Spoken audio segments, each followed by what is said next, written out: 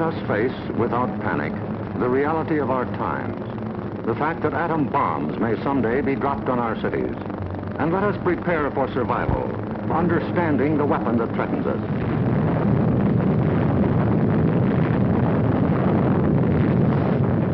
An atom bomb destroys or injures in three ways: by blast, heat, and radioactivity.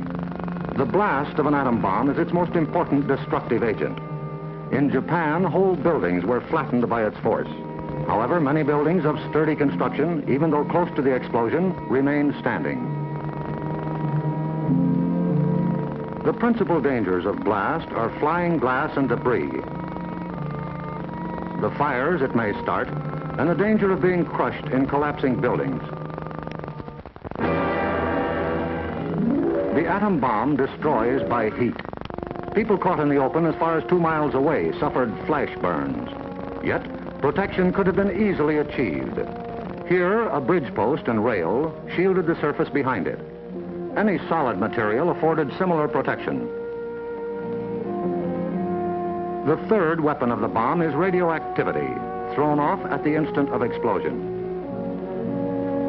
However, the majority of people exposed to radiation recovered completely, including a large percentage of those who suffered serious radiation sickness.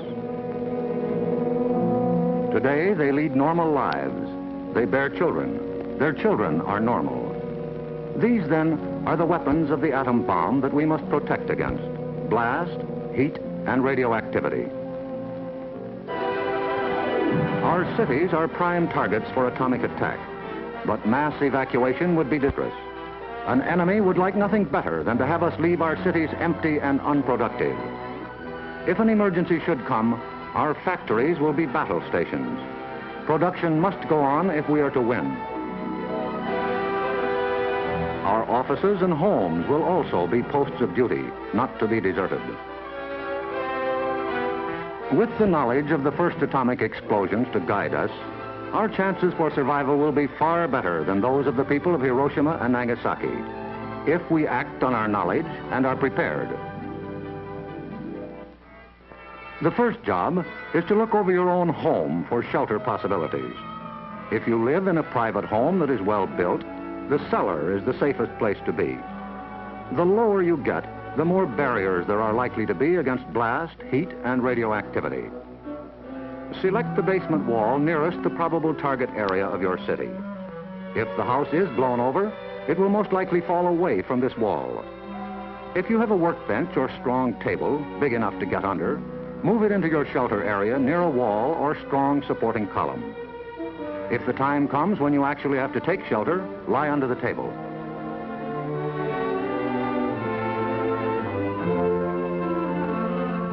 If you live in a home that has no basement, choose a shelter area without windows on the ground floor.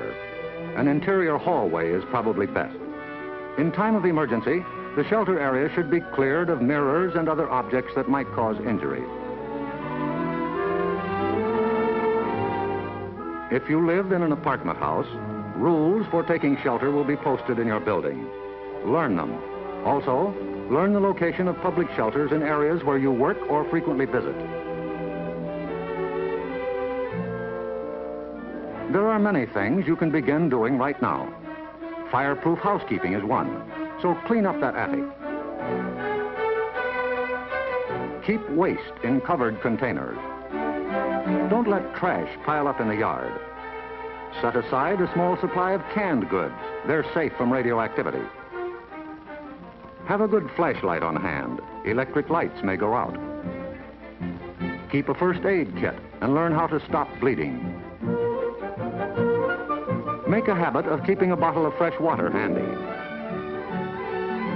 A radio will be important for receiving vital instructions. Finally, prepare the shelter area and collect all necessary shelter equipment.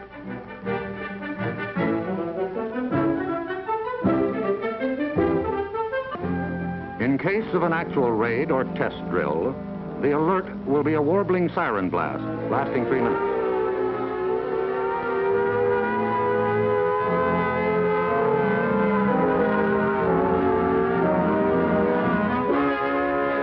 Once you hear this, act fast.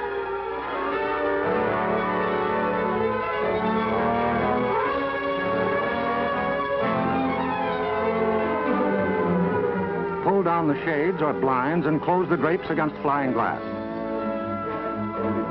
Turn off the burners of your gas or electric stove.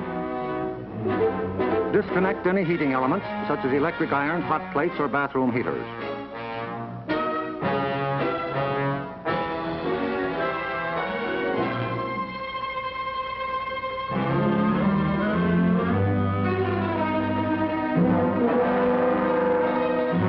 Close all outside doors, but leave them unlocked.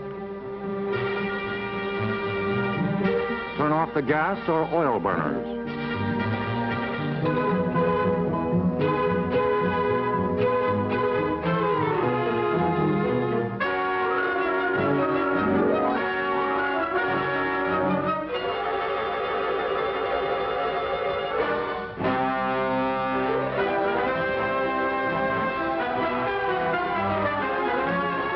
Taking shelter may be a race against time, even when you have some advance warning.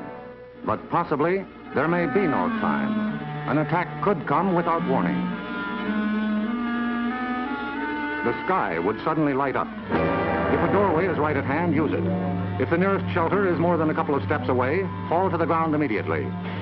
Flying glass and debris are immediate dangers, so stay where you are until you're sure it's safe to move.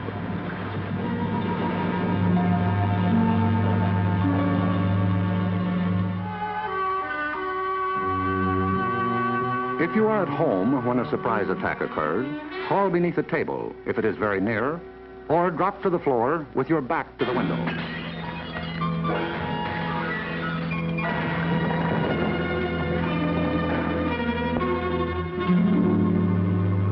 The immediate danger is over in about a minute, unless the explosion occurred near the ground or water.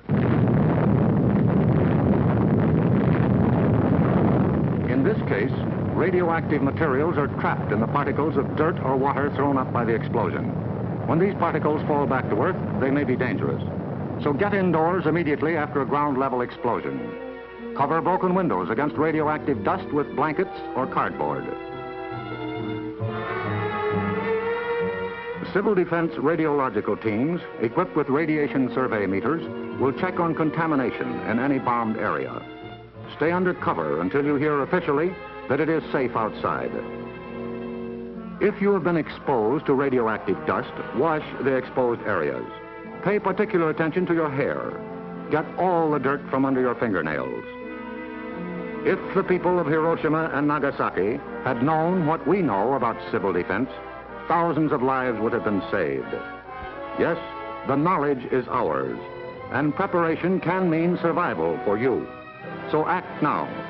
Someday your life may depend on it.